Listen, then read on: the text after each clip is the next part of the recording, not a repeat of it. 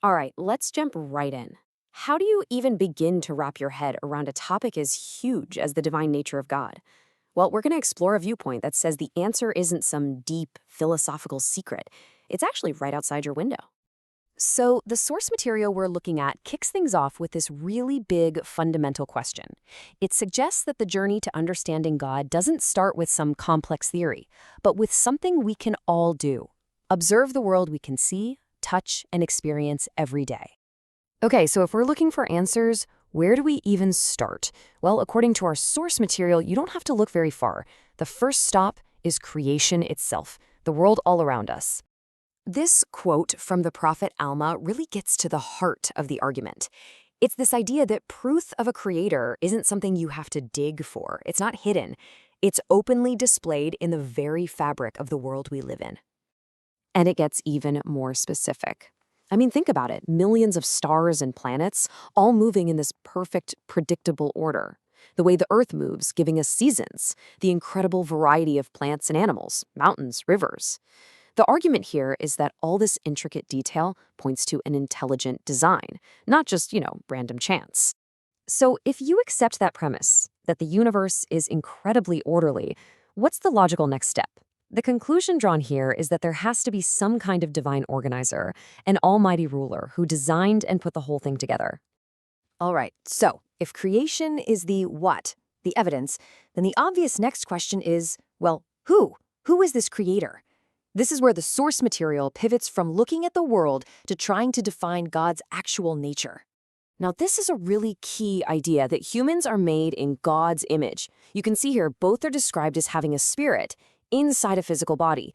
But there's a huge difference, right? God's body is described as being perfected and glorified, something totally beyond what we experience. And it's not just about a physical form. God is also defined by these perfect attributes. So we're not just talking about love. We're talking about perfect love, perfect mercy, perfect truth.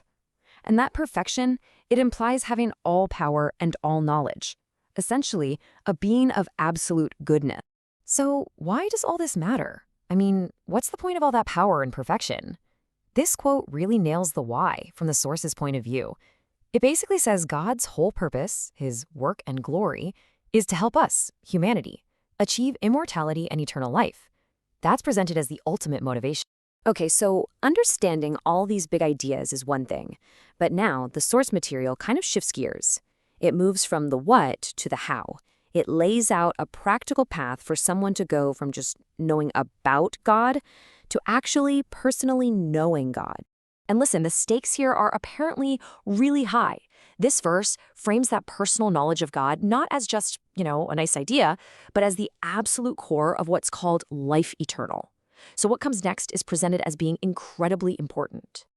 So, how do you do it? How do you get that knowledge? Well, a 4-step path is laid out.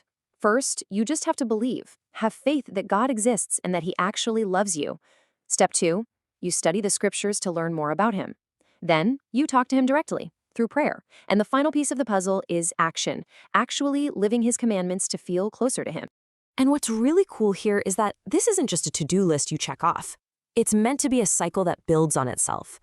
The idea is the more you know, the more you love him. And the more you love him, the more you want to follow his commandments. And the ultimate goal of that whole process, to become more like him. So, we're going to end this not with a final answer, but with a question, an invitation really. After looking at the evidence, the nature of God, and the path to knowing him, the source material leaves you with this to think about personally. What can you do to draw nearer to God?